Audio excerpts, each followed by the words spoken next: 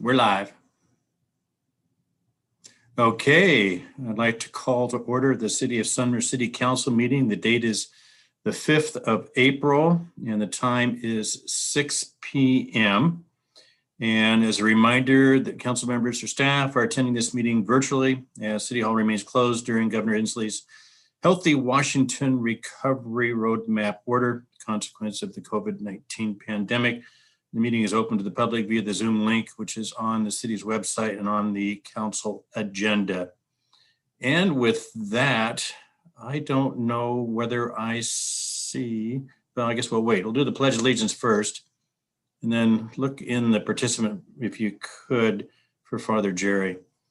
Okay, I pledge allegiance to the flag of the United States of America and to the republic for which it stands, one nation, under God, indivisible, with liberty and justice for all.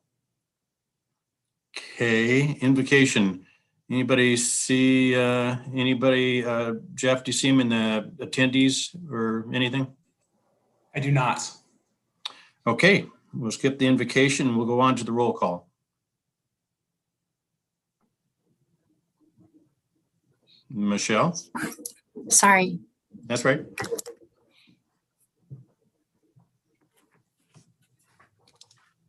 Potato, Here. Brown, Here. Hayden. Here. Hamilton, Absent. Hochstetter, Here. Newman, Here. Reed. Here. Okay, Councilmember Hamilton notified us that he would not be at the meeting. I think he announced actually at our last council meeting. So I would entertain from the Deputy Mayor a motion to excuse Councilmember Hamilton from tonight's meeting. I move we excuse Councilmember Hamilton from tonight's meeting. Can I get a second? Who was that? Charlotte Newman, second. Thank you, Councilmember Newman. It's been moved and seconded to excuse Councilmember Hamilton from tonight's meeting. All those in favor, please signify by saying aye. Aye. Aye.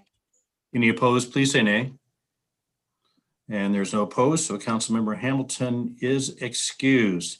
That moves us on to proclamations. We have two of them tonight.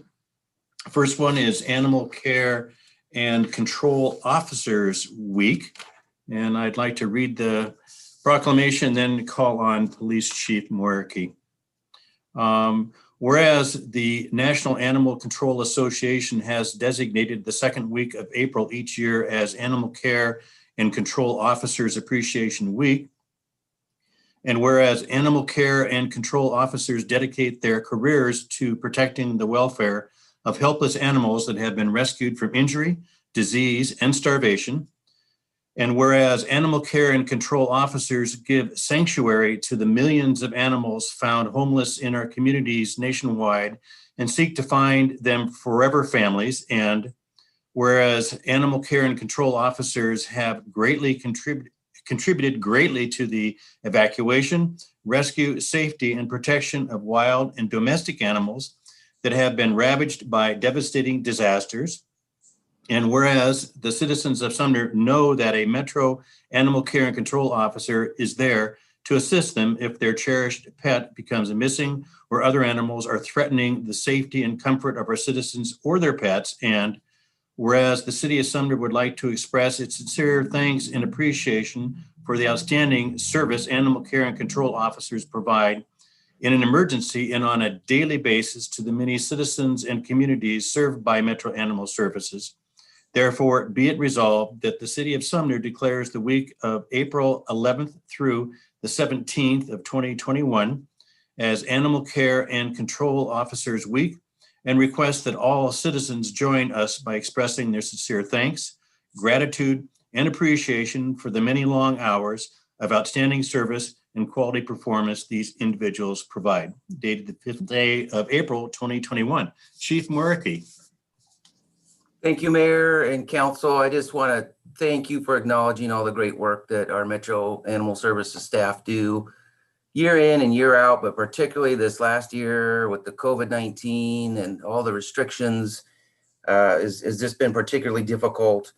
having to change our operations, at times shutter our doors, go to appointment only, and still serve a very growing, busy, vibrant communities that we serve, 7 cities in total.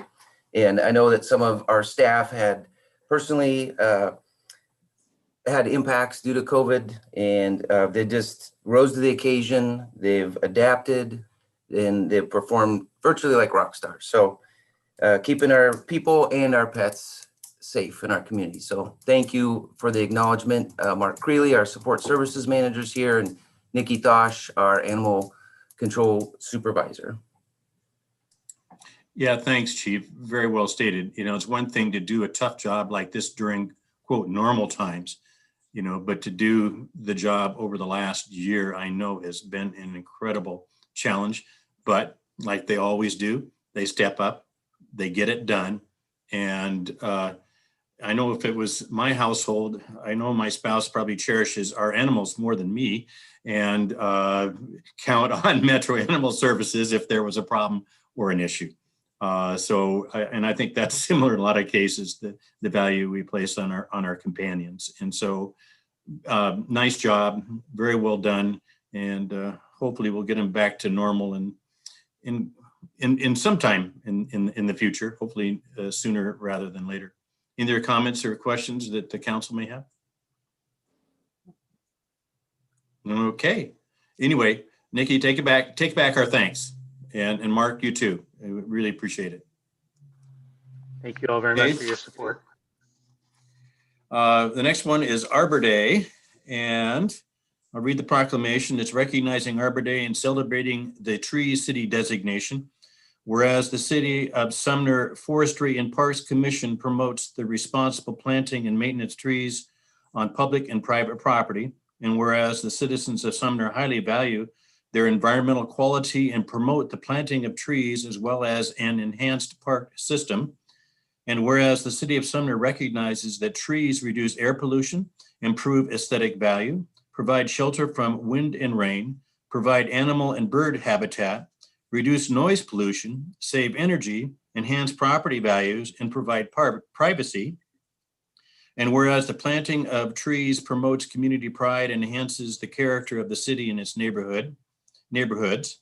And whereas Arbor Day is a nationally recognized celebration of trees and tree planting, and whereas Sumner is celebrating its 27th year as a tree city as designated by the National Arbor Day Foundation, now therefore be it resolved that the City of Sumner proclaims April 14th, 2021 as Arbor Day and celebrate our trees, our parks, and our commitment to environmental stewardship.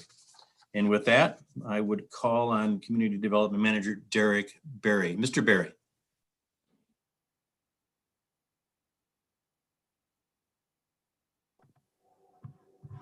Hello, thank you. Hopefully it just came back on. So yeah, this year we're doing still a COVID kind of celebration. We're going to be doing it with just the property owners on Maple Street. I'm sorry, on Meeker. And we're just asking that the residents that live there and the staff and commissioners are going to be doing the planting. So we're looking at having Japanese Storchia and Queen Elizabeth hedge maples. So another successful year with it. Well, so Mr. Berry, we're going to have socially distanced planting, tree planting. Yes. Probably another first. Yep. Good. Well, congratulations, and pass on, I think, the council's thanks to the residents and everybody that's involved there, and especially to the Parks and Forestry Commission members. They put in a lot of effort to make it a successful Tree City USA. Councilmember Reed. Thank you, Mr. Mayor. I just wanted to say thank you again for this. It's something my daughter and I have participated in for several years now. Unfortunately, this year it'll be a little different, but I'm glad there's still something taking place considering the current climate, so to speak. Very well stated, Councilmember Reed. Any other comments? Okay, Mr. Berry, pass on our thanks to everybody out there and also to the Parks and Forestry Commission members. Definitely will do. Thank you. Looking forward to future years when we can actually get our own hands into the dirt and do the planning. All right. Okay, Thank that you. brings us to the consent agenda. And before we read the consent agenda, are there any items on the consent agenda that any council member wishes to have removed to be considered separately? Okay, seeing none. Michelle, would you please read the consent agenda?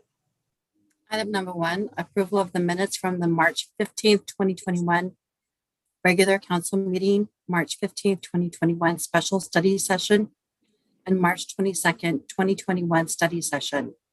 Item 2, COVID-19 emergency declaration, confirmation of rules and regulations. Item 3, approval of the checks and electronic payments in the amount of $1,652,739.49. Thank you very much, Michelle. Could I get a motion by the deputy mayor to approve the consent agenda as presented? I move to approve the consent agenda as read. Okay. Could I get a second by Councilmember Hochstetter? Yes, I second the consent agenda. Okay, it's been moved by the deputy mayor and seconded by Councilmember Hochstetter to approve the consent agenda as presented. All those in favor, please signify by saying aye. Aye. Aye. Aye. Boy, you Aye. guys are gonna have to speak up a little bit here, folks. Come on, get it out. Okay, any opposed, please say nay. Okay, the ayes, as I heard it, have it, and the consent agenda is adopted. Moves on to public hearings. We do not have a public hearing tonight, so then we move on to regular business. First thing under unfinished business is Resolution 1576, having to do the 6-year Transportation Improvement Program. Could I get a motion by Councilmember Hochstetter? Yes, I'll make a motion for resolution 1576 for the years 2022 through 2027, the 6-year Transportation Improvement Program annual update. Second. Okay, it's been moved by Councilmember Hochstetter and seconded by Councilmember Newman. I would call on Associate City Engineer Michael Kosa. Mr. Kosa. Good evening, Mayor, members of the City Council. As you remember, the 6-year TIP is required to be annually updated by city and for all cities and counties in the state of Washington. And that's what we're doing here. It's come before you at study session and at public hearing. Just to summarize, the top 3 projects on the TIP are the Stewart Road Corridor completion and the 166 widening and intersection improvements and the Main Street and Wood Avenue intersection improvements. And as we said, there was a study session to discuss all of this as well as the public hearing. So I'd be happy to answer any comments or questions, and go Zags. Thank you, Mr. Kosa, and thank you for your presentation, both at the public hearing and in the study session. You're thoroughly covering the 6-year TIP. Any council members have any questions or comments on this particular issue? Any questions or comments of council members? It's like Mr. Kosa covered it well. Okay, that being the case, Michelle, would you please call the roll? Brown, Yes. Reed, Yes. Hayden, Yes. Hochstetter, Yes, Potato, Yes. Newman. Yes. Okay, the vote is 6-0, and the 6-year TIP is approved. Moves us on to public comment, and public was encouraged to submit their comments to the city clerk by email before tonight's meeting. And I would ask Michelle if she received any emails for public comment. No, Mayor Perry did not. Okay. Public has also been invited to address the council on any item that's not on the agenda. And I would ask any of the attendees to the meeting that if they wish to address the council, that they please use the raise your hand feature, or if you're calling in your phone, it would be *6. Anybody who would like to address the council? Raise your hand or *6. Okay.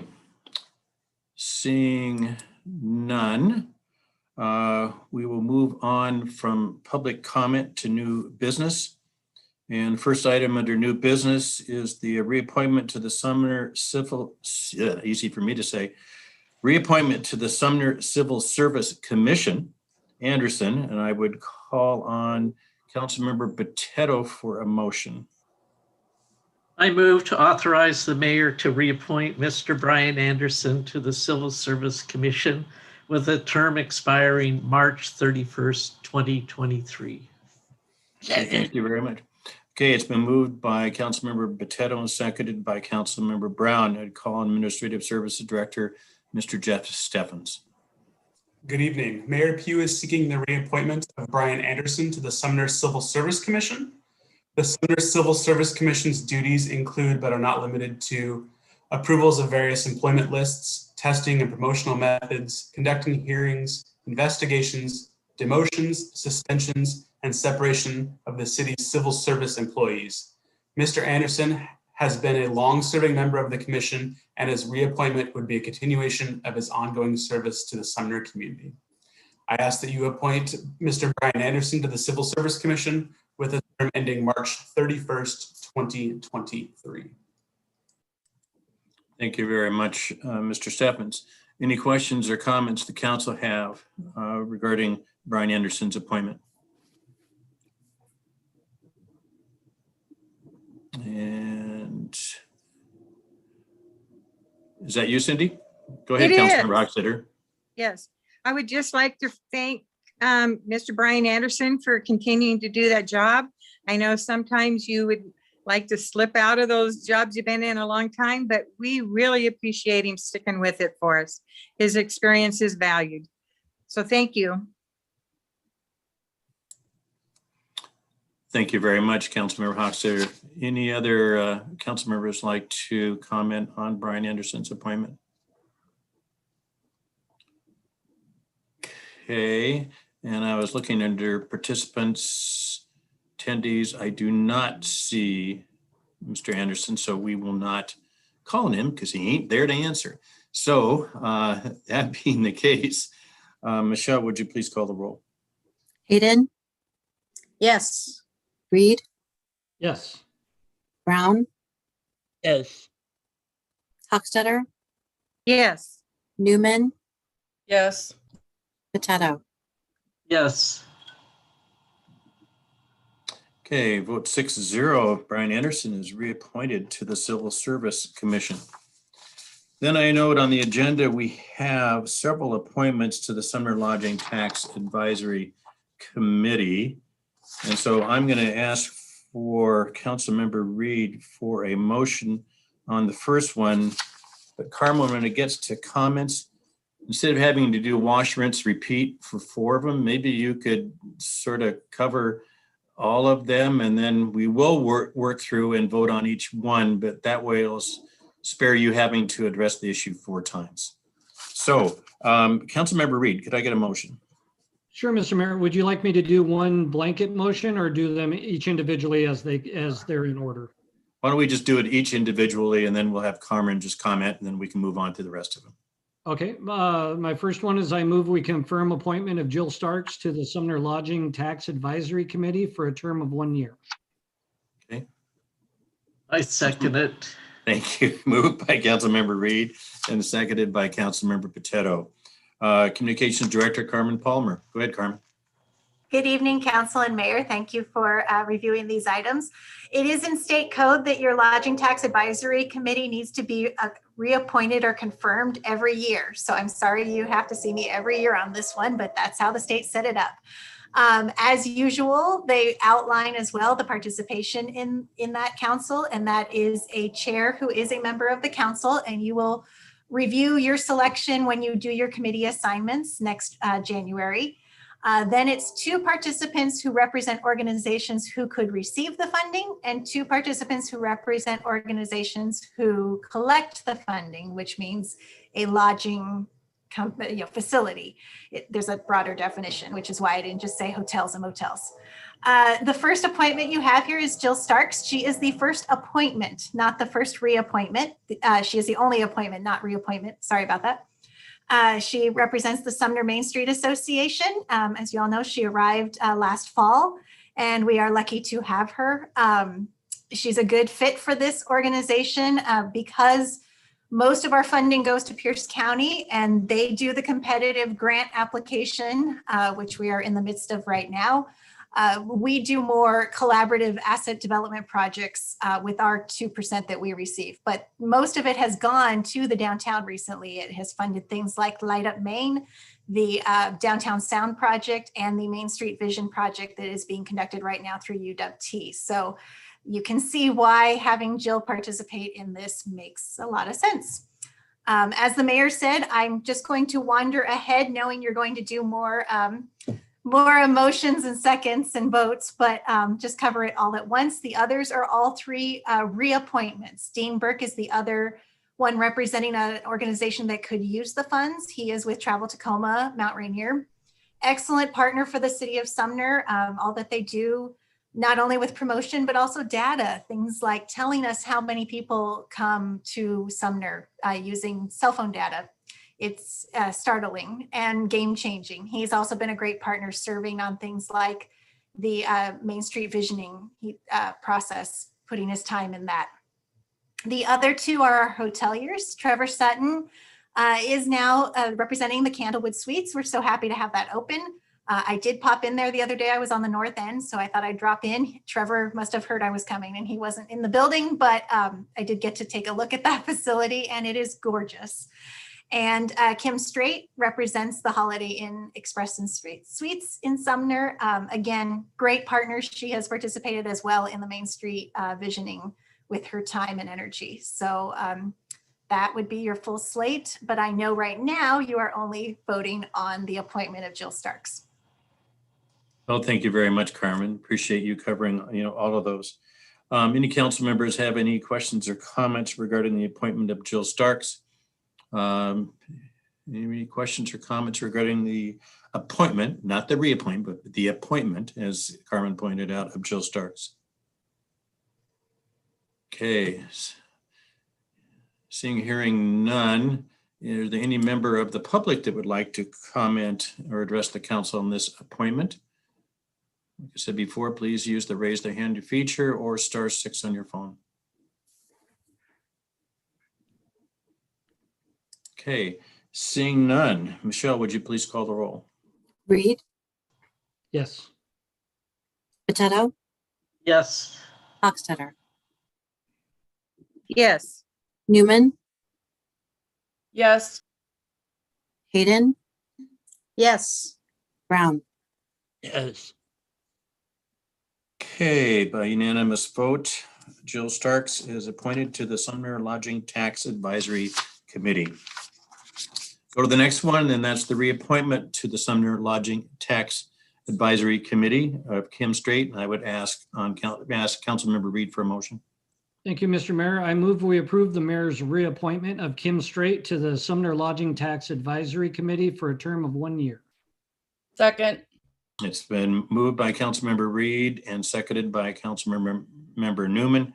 You heard Carmen's explanation and covered why Kim Straight would be a good addition or reappointment to the committee. Any council members have any questions or comments on the reappointment of Kim Straight? Okay, seeing none. Anybody that is either viewing or listening in like to address the council on this issue? Seeing none, Michelle, would you please call the roll? Hochstetter, Yes. Newman, Yes.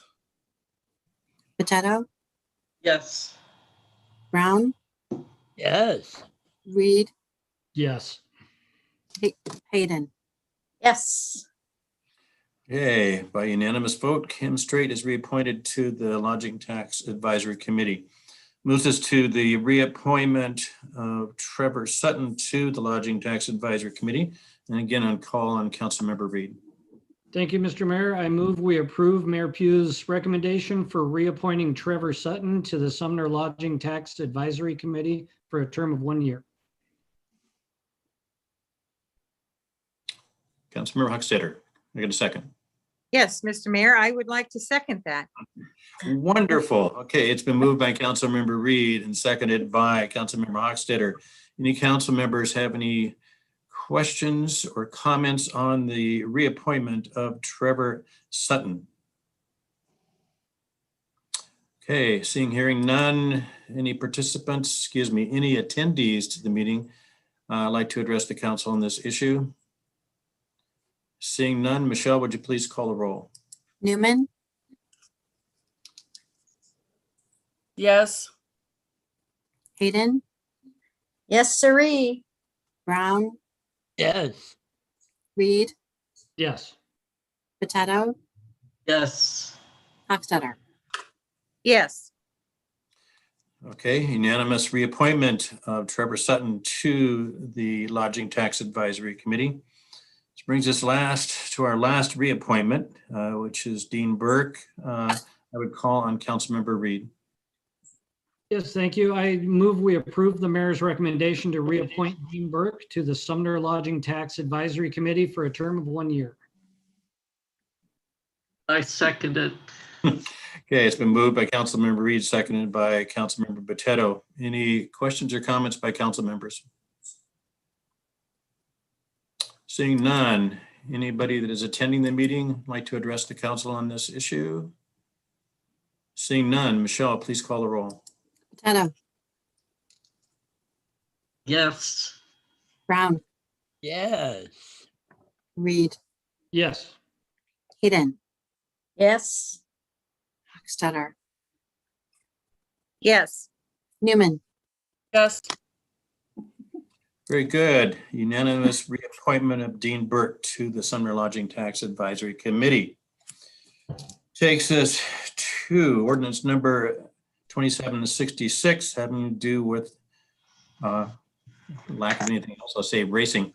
Anyway, I'd ask Councilmember Potato for a motion. I make a motion to adopt ordinance 2766, amending the Sumner Municipal Code 9.46 and 9.47. Okay, it's been moved by Councilmember Potato and seconded by Councilmember Brown. I'd call on Police Chief Brad Mwerke. Chief. Thank you, Mayor, members of council, and particularly our Public Safety Committee members. The next four ordinances all passed through the Public Safety Committee on March 17th and are tonight for the entire council's consideration. Ordinance number 2766, if adopted, would update our current definition of unlawful race attendance and unlawful race event in sections 9.46 of Sumner Municipal Code. And it would also expand the designated no racing zones enumerated in chapter 9.47. As we've all aware, the Puget Sound region, Pierce County has seen an uptick in unlawful street racing events that have garnered large groups and have led to injuries and property damage. And so I think by passing this ordinance, it would update and strengthen our code that was first adopted in 2009, and it would help better provide the officers with the tools they need to address this quickly growing epidemic and keep our community safe. So I'd ask you to adopt ordinance 2766. Thank you. Thank you very much, Chief. Questions or comments the council has? Questions or comments? Okay. Anybody that is attending the meeting like to address the council on this issue? Hearing none. Chief, I just want to express my thanks to you for the work that you and I know, legal have put into making sure our SOAR ordinance and everything is, in great shape. And I think the council is aware that this has become a regional issue. I mean, we faced it back, 12 years ago initially, and now it's become a regional issue, and you have all kinds of jurisdictions that are adopting SOAR ordinances, Fife, Puyallup, Tacoma, et cetera. And so I appreciate you going back and looking at it and making sure it's the best it can possibly be, to help us give the right tools to be able to address it. So thank you. Okay. Seeing no other comments, Michelle, would you please call the roll? Brown, Yes. Reed. I'm sorry, Councilmember Reed? Thank you. Yes. Thank you. Hayden, Yes. Hochstetter, Yes. Newman, Yes. Potato. Yes. Okay, ordinance number 2766 is adopted unanimously. Brings us to 2767, having to do with the impoundment portion of that. And I would again ask on Councilmember Potato for a motion. I make a motion to pass ordinance 2767, amending Sumner Municipal Code, section 10.68.020. Okay, can I get a second on that motion? Second. Seconded by Councilmember Brown. Again, we'll call on Chief Moriarty. Thank you, Mayor, members of council. This is somewhat of a companion ordinance to the one that's previously approved by the council. When we were relooking at our racing, unlawful race attendance and SOAR areas, and the crime of reckless driving, which in Washington, racing is categorized as reckless driving. We looked at what are all our available tools. And one deficiency we noted that currently under our municipal code 1068.020, council has authorized officers of the Sumner Police Department to impound a vehicle where the driver is arrested for drunk driving or physical control. So under the influence of alcohol and being in physical control of motor vehicle. And we thought it would be appropriate that officers also be allowed the opportunity to impound if a driver is arrested for racing or reckless driving. So that's what I'm asking you to approve tonight by passing ordinance number 2767.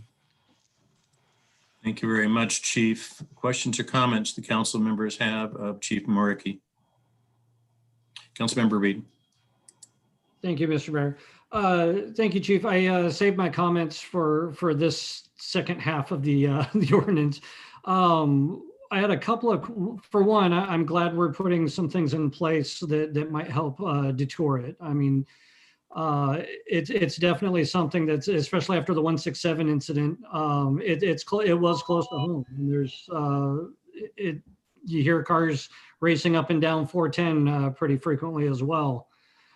My questions are for the impound portion of that, will that also apply to those that are participating in the racing activities? For example, the ones that would block the street, or the folks that are potentially arrested for attendance?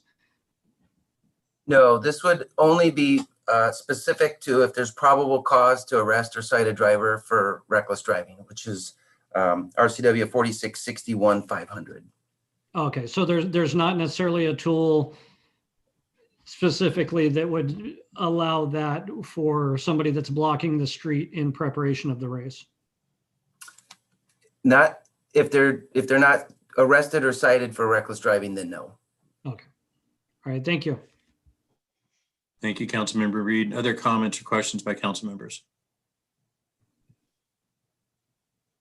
Okay, seeing none. Anybody that is attending the meeting would like to address the council on this issue?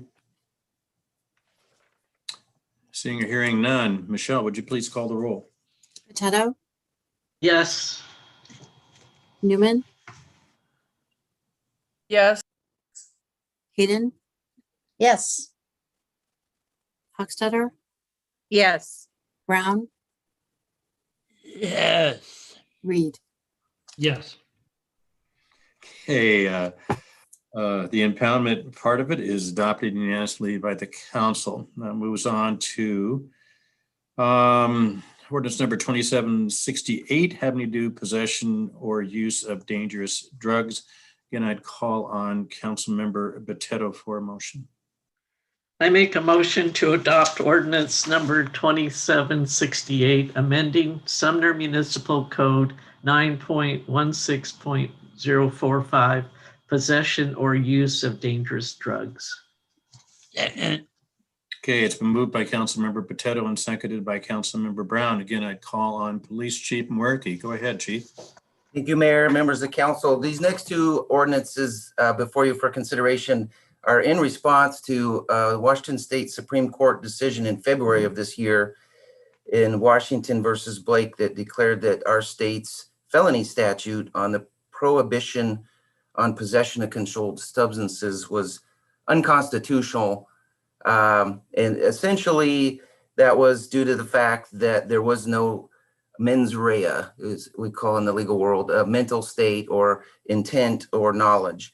So it did allow conviction for people if they were unwittingly possessing a controlled substance. So in 2013, our council in City of Sumner passed an ordinance making it unlawful to use or possess a dangerous drug, which is a scheduled drug. It's listed in Chapter 69 of the RCW. So we're essentially modifying this to be in conformity with the state Supreme Court's ruling and add a knowing element to the possession or use of dangerous drugs so that we can charge them as a misdemeanor offense.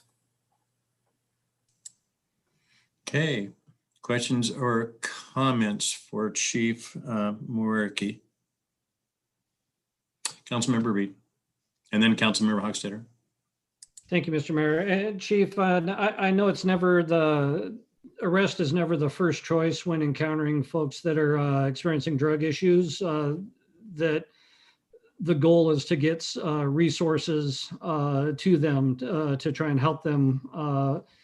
But I also recognize that there are times when it's in public safety's best interest that an arrest might be necessary for that. And I'm glad for this ordinance, and I hope that this is provides the officers with more tools when they're out there doing their jobs. Okay, thank you very much, Councilmember Reed. Councilmember Hochstetter. Mr. Mayor, I think I'll save my question for the chief until after this next ordinance. Okay, fair enough. Neither council members have questions or comments regarding ordinance number 2768. Okay, seeing, hearing none, any members of the public that are attending would like to address the council on this issue? Seeing none, Michelle, please call the roll. Hochstetter, Yes. Newman, No. Potato, Yes. Hayden, Yes. Reed, Yes. Brown. Yes. Okay, by a vote of 5 to 6, ordinance number 2768 is adopted. Brings us to ordinance number 2769. And again, Councilmember Potato, motion please. I make a motion to adopt ordinance number 2769, amending Sumner Municipal Code 9.20, drug paraphernalia. Okay, Councilmember Reed, got to get a second. Yes, I second. Okay, it's been moved by Councilmember Potato and seconded by Councilmember Reed. Again, I'll call on Chief Mwerke. Go ahead, Chief. Thank you, Mayor. Ordinance number 2769 is also in response to the state of Washington versus Blake decision by our state Supreme Court. And if adopted, it would amend our code or prohibition on unlawful possession of drug paraphernalia by including a knowledge element. So it's knowing possession. It's unlawful for any person to knowingly possess drug paraphernalia. And we also took this opportunity to also reduce it to a misdemeanor from a gross misdemeanor and remove the language under 920-120, which imposes mandatory minimums of 24 hours in jail and a $250 fine. That would all be stricken from the current municipal code, and it would be a simple misdemeanor offense. Okay, thanks, Chief. Any questions or comments the council has on this particular ordinance? Councilmember Hochstetter. Yes, Chief. So I read through that and I'm still a little confused. Can you explain the knowing and the unknowingly about being in possession of something? Because in my mind, everyone's going to say, oh, I had no clue how that got in my car or on the outside of my car. So can you explain to me legally how that works? Well, I think it is going to pose a bit more of a challenge for law enforcement or investigating agencies to have to prove that element. But it does provide some procedural protections for somebody that truly is unknowingly in possession. The state Supreme Court case fact pattern literally is those aren't my pants. And the defendant claimed that they did not know that their narcotics were located there. But that certainly will present a challenge, but our officers will just need to adapt and use information. I think with paraphernalia, it's pretty obvious. It's a little more obvious. So what you're saying is the unknowing is almost put in there more of a protection for them to actually have the opportunity to say, I was unaware that was in the backseat or I'm driving someone else's car and that wasn't, I mean, they have a chance to explain themselves. Is that what you're getting?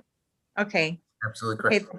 Okay, because I was thinking of it almost the opposite of that everyone was going to use it as an out, but you're saying it's a tool to give people a chance to say they were unaware of something.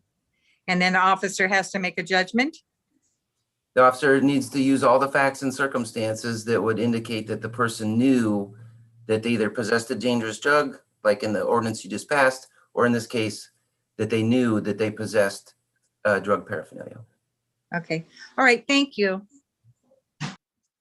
City Attorney Marquez, did you have anything to add to that? I saw your hand raised. Yeah, I would like to comment in addition to what Chief said about officers having to do a little bit more legwork on the probable cause initiation of the crime. As a prosecutor, from a prosecutor perspective, Councilmember Hochstetter, the way the previous law was written, we wouldn't even have to prove that they knew they had it. And now this is adding that additional hurdle where the prosecution now has to prove it. And that can come from a number of circumstantial pieces of evidence, right? That they were high on drugs. And so maybe they did know what they had in their possession, or they had the baggie of drug paraphernalia. So there's, other than them actually admitting that they knew it, there's a number of other ways to prove that element. And now with the way this new law is written, the city would have to prove it. And we didn't used to have to prove it, which was the unconstitutional piece. Okay. Any other questions, comments, council members? Okay. Anybody that's attending the meeting would like to address the council on this issue? Seeing, hearing none. Michelle, would you please call the roll? Newman, Yes. Reed, Yes. Brown, Yes. Pachetta, Yes. Hayden, Yes. Hochstetter. Yes. Ordinance number 2769 is approved unanimously. Brings us to ordinance number 2770, fence regulation update. I want to call on Deputy Mayor Hayden for a motion. I move to adopt ordinance number 2770, fence regulations update as recommended by Planning Commission on March 4th, 2021. It's been moved by the Deputy Mayor and seconded by Councilmember Brown. I'd call on Associate Planner Ann Siegenthaler. Ann. Good evening, councilors. I have a short presentation that I'll go through with you if that's acceptable to the council. Did you have any questions on the specifics of the ordinance? Before Patrick, do you want to ask your question now or do you want to wait until the presentation? I'll wait until after the presentation. Okay. Okay, go ahead, Ann. All right, thank you. Mr. Steffens, may I be allowed to share my screen? Looks like I can. You should be able to. Great. Thank you. I'm sorry, I'm losing some things on my screen. So the issue of security fencing came up because we had a fence company come to us, as you may recall recently, who said that their customers were not able to install the kind of security fencing that they needed to keep their site secure. And they were concerned that our fence regulations are too restrictive for the types of security fencing that are now being proposed. And so it is the case that our regulations are somewhat restrictive. We don't allow barbed wire and electric fencing typically, and we typically only allow fences up to 6 feet. The only way that someone could get what I would call an enhanced security fence, taller, barbed wire, electrified, is to go through the existing exception process in our code. We actually do have a process in there now that allows you to ask for an exception. And that's actually part of the normal fence permitting process that we have. That's true of all fences. They are required to get a permit. So through the process, someone can ask for increased height and for these special types of fencing. However, our current exception process isn't very clear about fence height. It's not very clear about barbed wire and electrified. And there isn't really much flexibility for existing sites that may need a security fence and aren't able to meet the setbacks and so on. So what we're trying to do is address those gaps in this current code proposal. Just really quickly, I'd like to just go through some images of the types of security fencing we're talking about, so we all are talking about the same thing. This is a typical galvanized chain link with barbed wire on the top that you see in industrial zones. This is pretty much what we are talking about tonight in terms of electrified fencing. Typically, you'd see a 6-foot chain link fence, 1 to 2 feet of barbed wire on top of that, and then behind the chain link fence is an electrified fence, and you'll see these warning signs typically. Here's another example. Electrified fencing behind a protective chain link fence. And the wires are not really very visible, as you can see.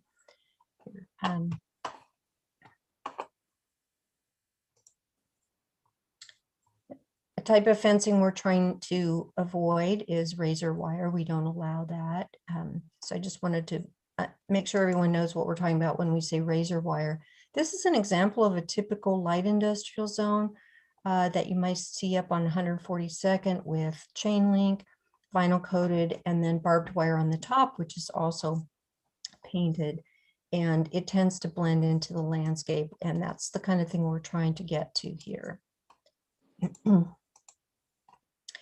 So some of the key points in the proposed changes are the goal is to accommodate the kinds of site security needs that we're hearing from the fence company as necessary for their customers. But at the same time, we want to balance public safety and the aesthetics of the community. We don't want a proliferation of barbed wire and electrified fencing all over the city. So we're trying to be focused on where we allow those types of fences. And so we're focusing on the zones that are most likely to need this kind of increased security. And one of those is the interchange commercial zone, which you would see, for example, Wash and Tractor, Peterbilt up on 24th. That's an interchange commercial area. We're also focusing these changes on the industrial zones, light industrial and heavy industrial, such as Costco and then the Patelco sites. So while we're proposing to allow increased security fencing in those areas, we want to maintain our current regulations in the other commercial zones. Neighborhood commercial, for example, general commercial. those are areas where streetscapes are much more important. The pedestrian experience is much more important. And those are also zones that typically don't require the kinds of outdoor storage and site security that you would see in these other zones. We're proposing to keep the same allowance for the exceptions that already exist in our code, but we'd like to add some new language.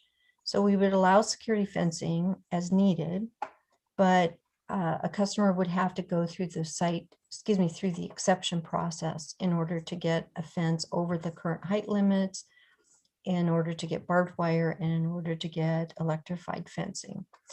And while it is an extra process that they would have to go through, it adds some flexibility to retrofit existing sites, gives them a chance to ask for reduced setbacks and reduced landscaping.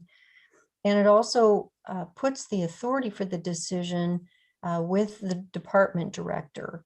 And he or she makes that decision based on criteria in the code. And they have the flexibility to make a decision based on specific site characteristics that the applicant or customer might present. So it's a good alternative process for this kind of thing. It provides a much more streamlined process than the alternative, which would be a variance that would go through a hearing examiner and a public hearing. So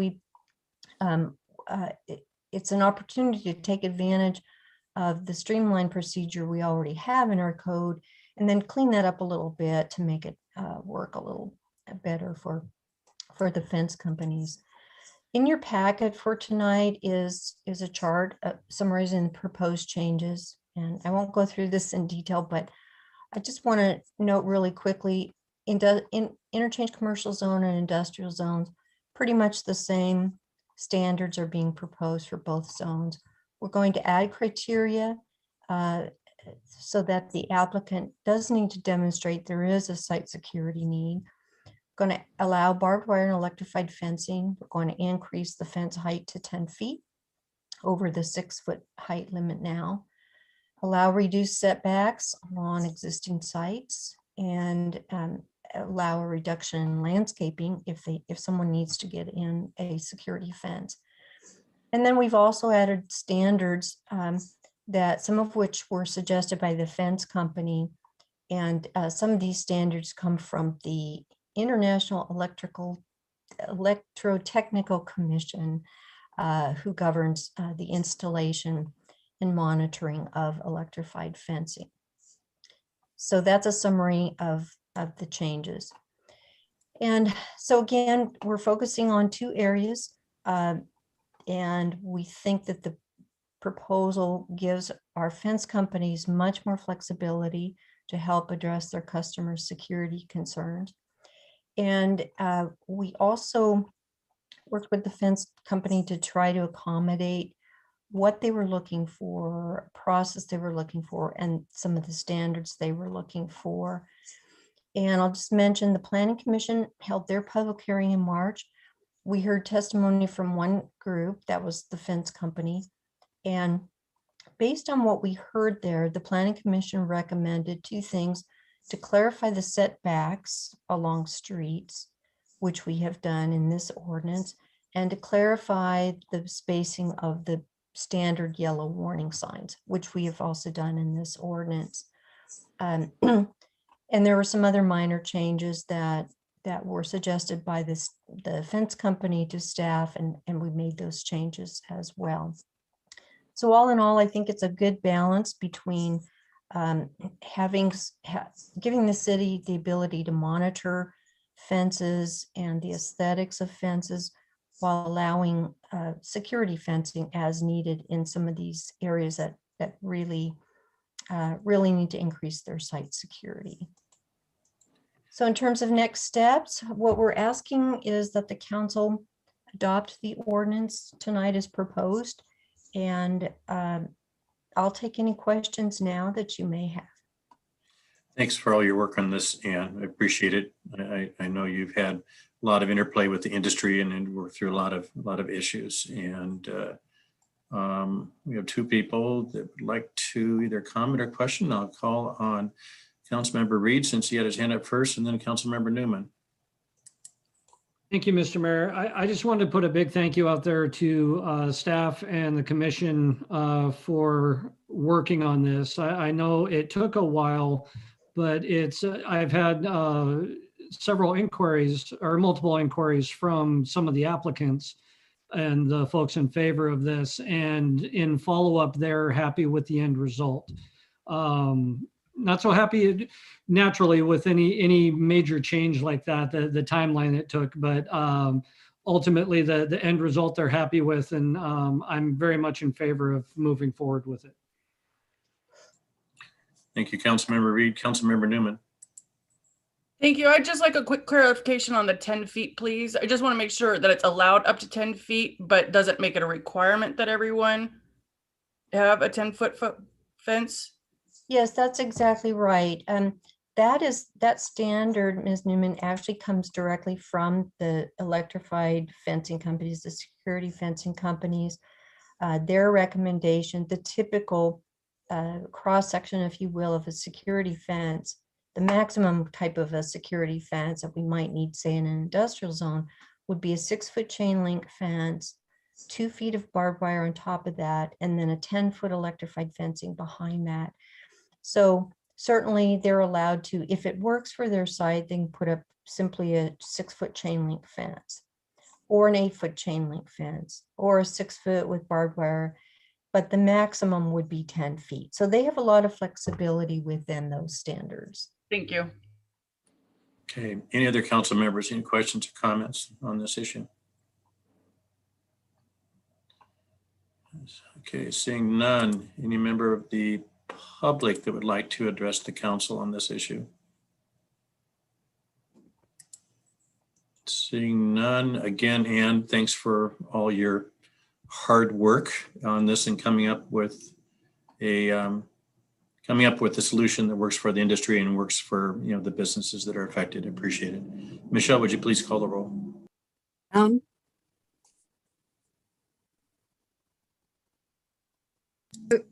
Councilmember Brown, There. I heard it now. Yes. Reed, Yes. Hayden, Yes. Hochstetter, Yes. Potato, Yes. Newman. Yes. Okay, ordinance number 2770 is adopted unanimously. Before we go on to 2765, Councilmember Newman, do you have a request regarding a previous item?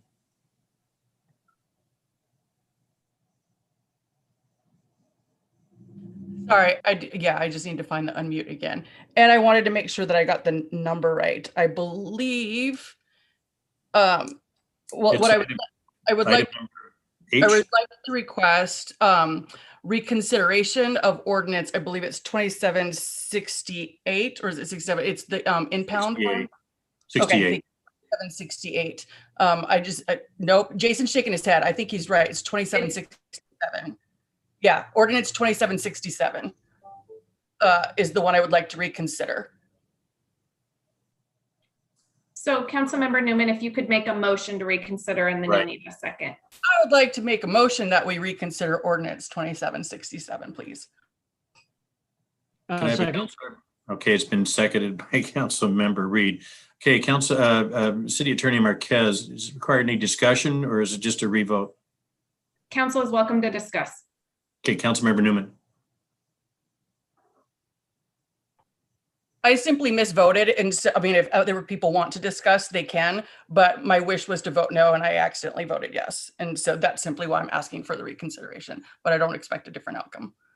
Okay, thank you, Councilmember Newman. Any other discussion on this before we go through and do a roll call on 2767? Seeing none, Michelle, would you please redo the roll call for ordinance number 2767?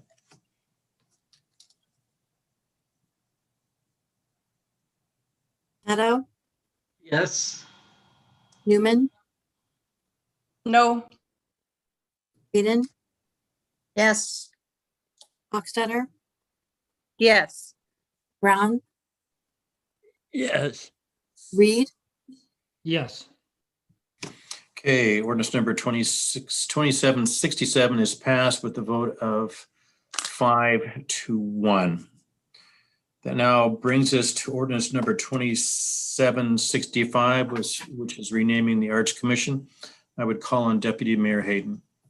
I move to approve ordinance number 2765, changing the name of the Arts Commission and updating the purpose statement. Okay, could I get a second by Councilmember Hochstetter? Yes, I'll second that. Okay, thank you. Call on Community Development Director Ryan Windish. Mr. Windish.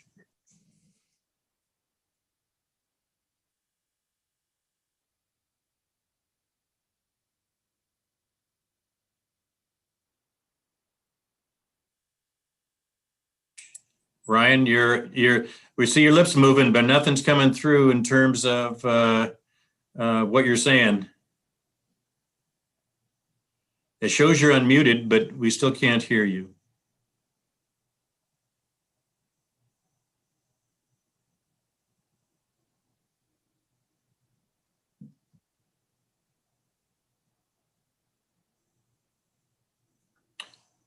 Not yet. Okay, we're going to go to the backup game plan here, and I'm going to call on City Administrator, Mr. Wilson. Ryan, you owe him. Noted. All right. Council, before you tonight is an ordinance to amend our city code related to the Arts Commission. This started back in November with a staff discussion over the work plan for 2021 for the Arts Commission. And at that time, council was open to the idea of making sure that the work plan for the Arts Commission reflected the overall desire of the city to focus more on being an inclusive community.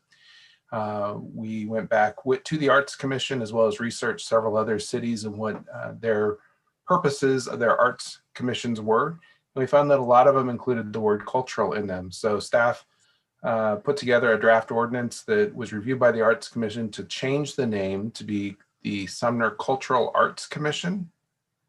And it also changed up the purpose statement just slightly. It's outlined in your packet.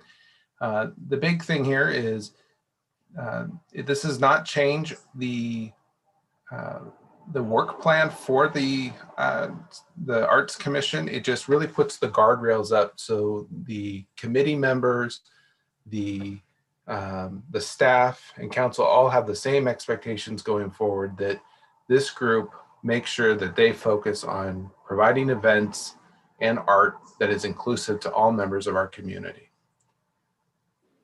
So with that, I'm happy to answer any questions. Good pitch hitting there, Mr. Wilson.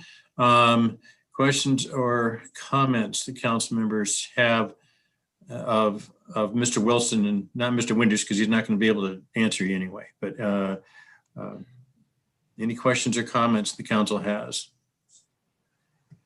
Okay, seeing none, anybody that's attending the meeting like to address the council on this issue, please raise your hand or press *6. Seeing none, Michelle, would you please call the roll? Hayden, Yes. Reed, Yes. Brown, Yes. Hochstetter, Yes. Newman, Yes. Potato. Yes. Thank you very much. Vote of 6-0. Now it's the Sumner Cultural Arts Commission. Thank you very much. We'll move on to reports by the City Council. Deputy Mayor, you're going to head it out. Go ahead. Okay, I attended the cities and towns meetings in the mayor's absence, and I found it really interesting. They gave a report on something that you always hear a lot about when it's coming up, but you never hear anything after that. On the census, It was a smashing success, and Washington State was rated number 2 in the country, and Pierce County was rated number 2 in the state for self-reporting. I thought that was really interesting. There we go. Okay, thank you very much, and thank you for covering that meeting for Deputy Mayor. Councilmember Reed. Thank you, Mr. Mayor. Just a couple of quick thank yous mainly. One big thank you to animal care and control officers. The hard work that they do day in and day out. Not only is it important work, I know it can be incredibly emotionally draining at times with some of the things they come across. And thank you for all the service that they're doing. I wanted to thank all of our standing commissioners and I see I'm not the only one now. All of our volunteer commissioners and appointees for all of the work that they do. That's part of what keeps the city moving in the great direction that it goes.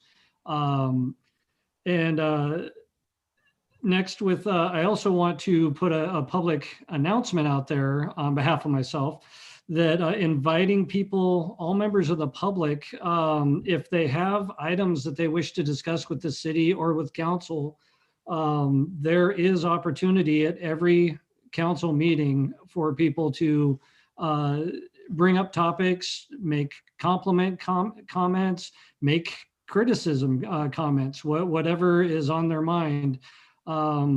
I see things flying around social media quite a bit, especially this last week, more so than usual, where all these items are coming up and they're things that for me as a council member have never been brought to my attention. So if people are concerned about something or if they have ideas about something, if they want to get it in motion, they have to actually contact the city and bring those items up. Because social media, especially the private groups, are not monitored by the city, and we don't interact and directly answer questions in those groups. So just my little comment for there. And go Zags. Thank you, Councilmember Reed. I might also note that there is also the rumors page on our website that covers a lot of those topics too. Councilmember Potato. I just wanted to thank the parks and the police for the monitoring that they do for the trails. I was walking at the high school stadium until school started, so we had to figure out another place to go. And now we're a group of us are walking the trails, and it's really nicely kept. But I just know that with the police and the park staff that they make it safe for everybody, and they don't let things like homeless camps start and continue. So thank you to them. Thank you, Councilmember Potato. Councilmember Newman.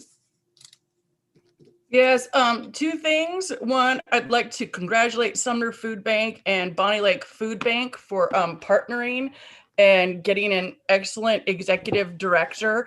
I'm really looking forward to seeing how we evolve, expand, and improve our ability to provide services. And I think Stacey's going to do a great job of taking it to the next level. And I think both communities will see enhancements from it, and rather than being spread thin in case anyone has those fears. I'm looking forward to it. I think it'll be a really good next step that will help address some of the needs that come with the way we've grown over the years. And then the other thing is a reminder that vaccines are about to open up to all age groups. And so, and I know sometimes it's difficult getting appointments, but I hope, especially those with internet access and who can easily keep going back to try and make those appointments, please do, because the freedom we will get after we get herd immunity will be a nice welcome back to some sanity. Well stated, Councilmember Newman. Councilmember Brown.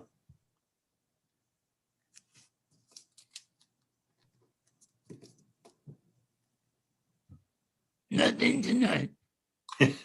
Thank you, sir. And last but certainly not least, Councilmember Hochstetter. Okay, one thing is a little bit of business. I'm wondering if I can ask Michelle Converse to have the prompt sheet printed out and put in my box for each meeting. That would make my life easier. And then also I want to give a shout out to Jeff Steffens. I just think he does a great job of keeping our meeting running and keeping us all making it happen just the way it should. So, and he's always got such an upbeat attitude. So thank you, Jeff. Are we talking about the same Jeff Steffens? The one and only. Thank you, Cindy. Wow. Okay. Go on to comments by the city administrator, Mr. Wilson. Thank you, Mayor and Council. Coming up at next week's study session, we have a full night. We're going to hear from the Cedar River Group on the South Sound Housing Affordability Partnership. It'll be an update as to where that group is, as well as discussing some of the terms of the proposed interlocal agreement that Council will be considering later on this year. We'll also be hearing from the consultants on the Housing Action Plan.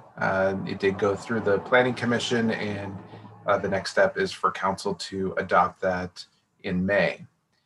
And then we'll have the University of Washington Main Street Visioning Project, because it'd be the winter quarter presentation and the kickoff for the spring quarter and the 3 or 4 projects that they'll be focusing on going through the rest of the school year.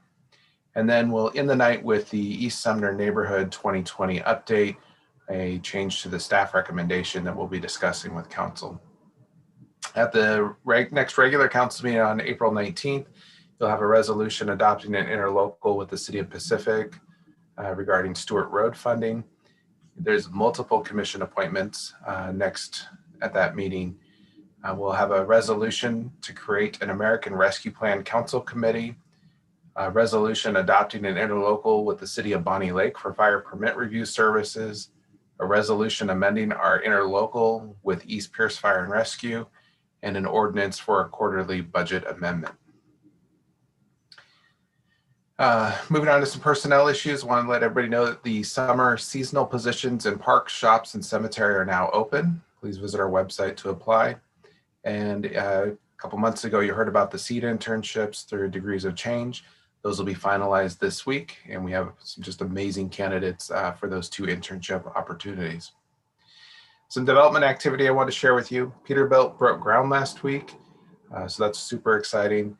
And then Triad Machinery, which is across the street from the hotels in Peterbilt, is through their SEPA process, and they will have their conditional use permit hearing tomorrow.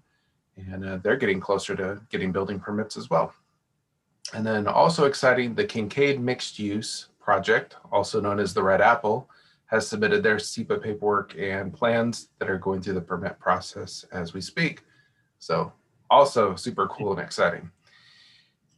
2 more things for you. As Councilmember Newman mentioned, we have a lot of vaccine clinics that are being hosted in Sumner over the next month. Please watch the Tacoma Pierce County Health Department's website for announcements and registration opportunities, and help your neighbor if they need help making an appointment.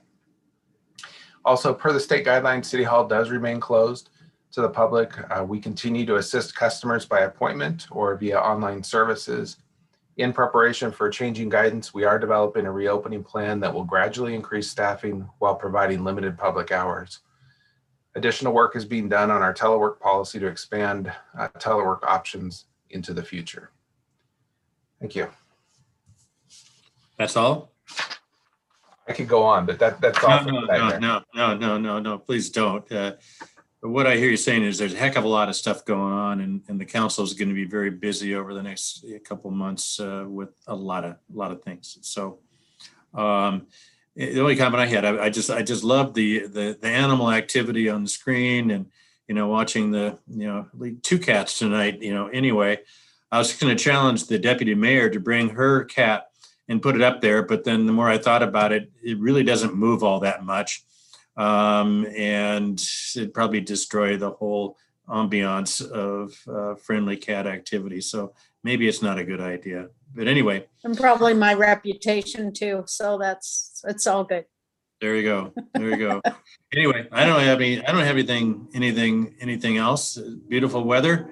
And I don't know where we are in the game. I don't want to know, but I'm going to go home and find out. So we have no executive session tonight. And being that there's no more business before the council, this meeting is adjourned at 7:15. Take care, everyone.